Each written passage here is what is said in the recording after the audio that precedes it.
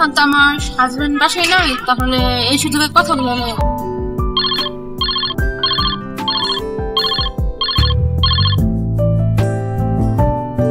Hello জান, তুমি কোথায় আছো? এখন ছাদে আসছি তোমার সাথে কথা বলার জন্য। ও ছাদের উপরে উঠছো তুমি আমার সাথে কথা বলার জন্য? পার্কে গেলে কত সুন্দর কথা বলতে পারি, তোমার সাথে এনজয় করতে পারি, আনন্দ করতে পারি। চলে আসলে কথা বলার যাবে না, এখন সময় পাইছি তার জন্য তোমার সাথে কথা বলতেছি। কি বললা?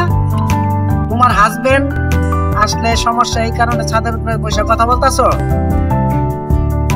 মিশু শোনো, আজকে তাহলে কথা এই পর্যন্ত থাকবে।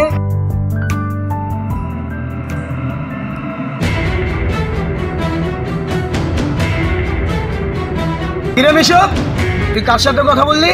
না না না, কারোর সাথে কথা বলিনি। মোবাইলটা দেখি। আগামী শুক্রবার আমরা হাতির ঝিল ঘুরতে যাব, আনন্দ করবো, খাওয়া দাওয়া করবো, এনজয় করবো, ঠিক আছে? হ্যালো হ্যালো হ্যালো, কথা বলতেছে নাকি? হ্যালো হ্যালো, ওটা জামাই চলে আসছে, এই কারণে হয়তো বা কথা সাউন্ড পাচ্ছে না। আচ্ছা আচ্ছা, ঠিক আছে।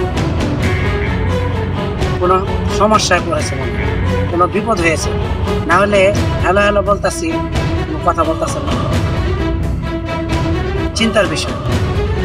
মিশু, আমি বাসায় না থাকলে তুই পরকীয়া করে বেড়াস, প্রেম করে বেড়াস।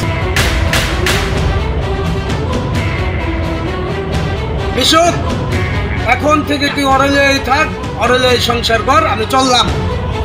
টিপন, আমাকে ক্ষমা করে দাও, আমি আর কার সাথে কথা বলবো না। টিপন, আমাকে ক্ষমা করে দাও, আমি আর কোনোদিন এই কাজ করবো না। সত্যি কথা বলছো মিশু? তুমি আর কখনো পরকীয়া করবে না? না। ওই ছেলের সাথে সম্পর্ক রাখবে না?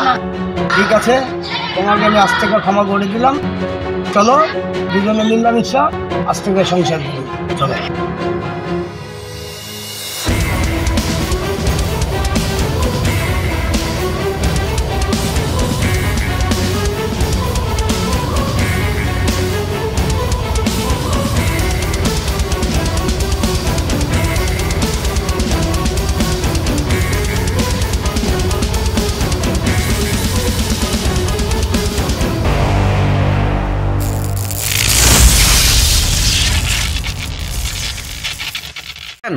আমার প্রিয় ফেসবুক বন্ধুরা, আমি মোবাইল সম্বন্ধে কিছু কথা বলি, সাথে পরকীয়াও আছে।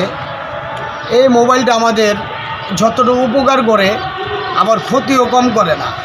যেমন এই মোবাইলের কারণে হাজার হাজার সংসার নষ্ট হয়ে গেছে। যেমন আমার মিশু, দেখতেই পাইলেন, আমি বাসায় নাই, অফিসে চলে গেলাম, ও পরকীয়া করে বেড়ায়। ঠিক এরকমভাবে অসংখ্য সংসার ধ্বংস হয়ে গেছে না। আর বন্ধুরা, আপনারা এই ছোট বাচ্চাদেরকে মোবাইল থেকে বিরত রাখবেন, তাদেরকে কখনো মোবাইল দিবেন না।